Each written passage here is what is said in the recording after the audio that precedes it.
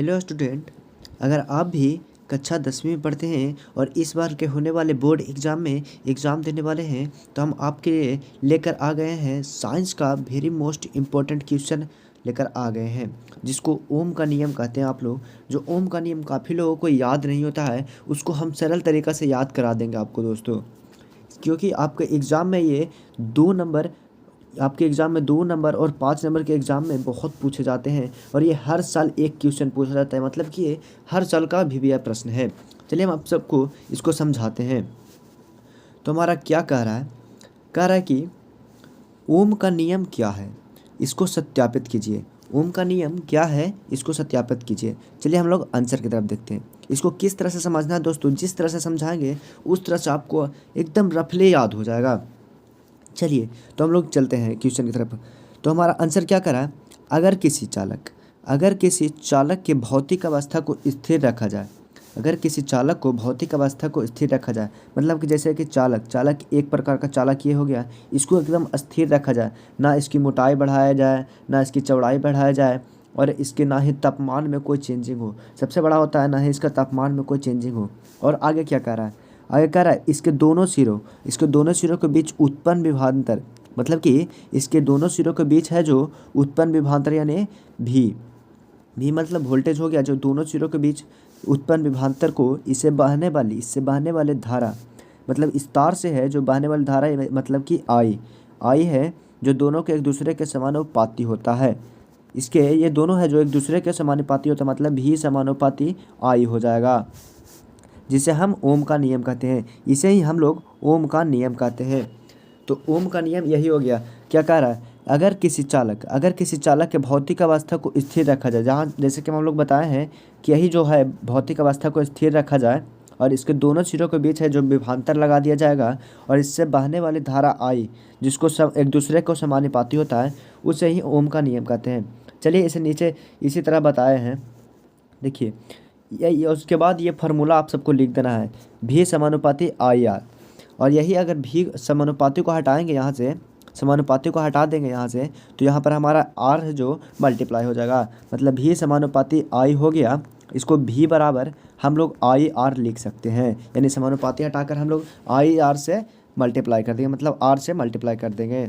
जिनमें से भी को विभवांतर कहते हैं, मतलब इसका एसआई मात्रक जो हो गया वोल्ट हो गया, आर जो हो गया इसमें प्रतिरोध हो गया, जो ओम का प्रतिरोध का एसआई मात्रक ओम होता है, और इसमें आई हो गया जो विद्युत धारा हो गया जिसका एसआई मात्रक एम्पियर होता है। और ये हो गया जो 2 नंबर का प्रश्न में आएगा। ये अगर आपको 2 नंबर का प्रश्न पूछेगा तो यही लिख देना है। अगर आपको 5 नंबर का प्रश्न पूछिया तो इसमें सत्यापन भी करना होगा। तो चलिए हम लोग नीचे सत्यापन करते हैं। सत्यापन करने के लिए आपको इस तरह से एक फिगर बना लेना होगा, इसी तरह से आपको एक फिगर बना लेना होगा, जिनमें से आपको वोल्ट को भी ले लेना होगा, धारा नियंत्रक को भी ले लेना होगा, एम्पियर को भी ले लेना होगा, और विद्युत सेल और बंद कुंजी को भी ले लेना है।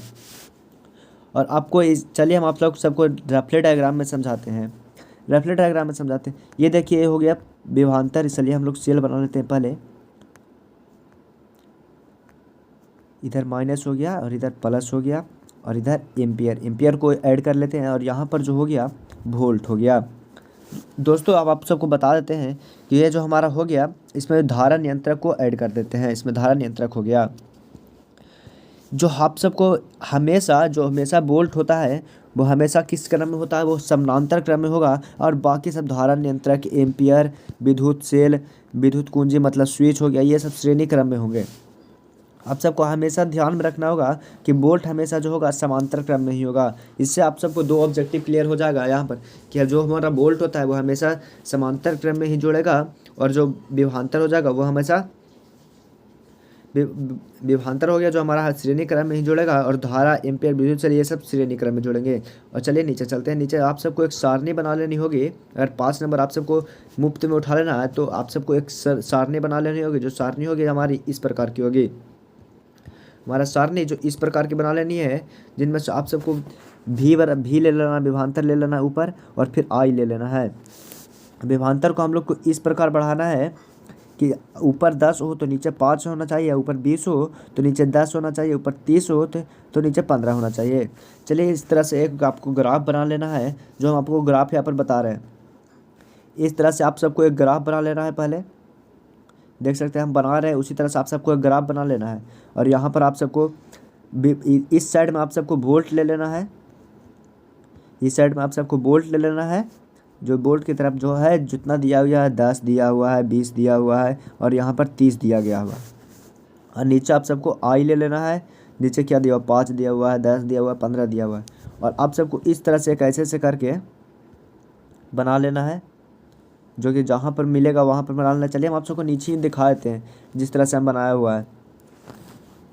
देख सकते हैं यही है जो हमारा ग्राफ है, जो आप सबको याद कर लेना है। मतलब इसी तरह से बना देना है जो ग्राफ। आप सबको यहाँ पर वैल्यू में कुछ भी आप पुट कर सकते हैं। तो दोस्तों आप सबको इजीली समझ में आ गया होगा हमारा ओम का नियम। ओम का नियम है जो आप सबको याद हो गया होगा। तो चैनल को सब्सक्राइब कर दीजिएगा और वीडियो अच्छा लगे तो वीडियो को लाइक कर दीजिएगा। धन्यवाद।